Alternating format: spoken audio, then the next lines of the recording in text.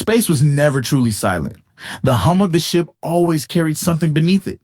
Faint signals, echoes of transmissions long lost. The pilot had stopped listening long ago. His mission was simple: deliver terms of surrender to the outpost on Solus 12. Resistance was expected, but it would not matter. The consortium always absorbed its strays. He was not a soldier. He was a diplomat, sent when force was no longer needed. His presence alone would be enough. As the drive engaged, an old phrase surfaced: "Stay on the charted lanes unless you want the sirens to get you." He had heard it before. Cargo haulers joked about voices in deep space, signals that no black box ever recorded. He ignored it and pressed on. He was given a long, safe route carefully mapped by the consortium. But on the charts, he saw a shorter path. It looked stable. It would save time. So he changed course. Then came the silence. The system stopped making sound. No alerts. No movement. Just stillness. A voice came through the comms and spoke his name. He froze. There were no other ships.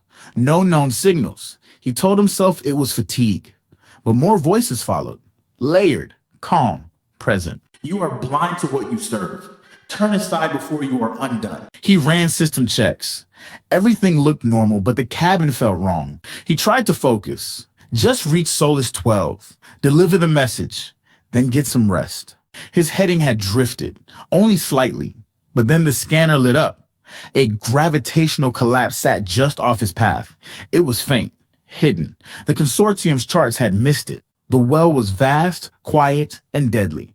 A silent storm in space that consumed anything that came too close. He recalculated.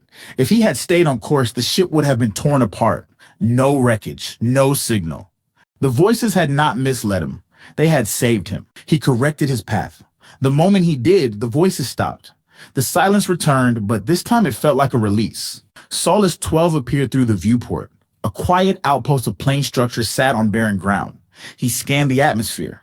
It was barely habitable. As he descended, he saw figures standing in the open. They made no move to resist. They simply watched. The ship touched down. He paused in the cockpit, unsettled by their calm. He stepped out.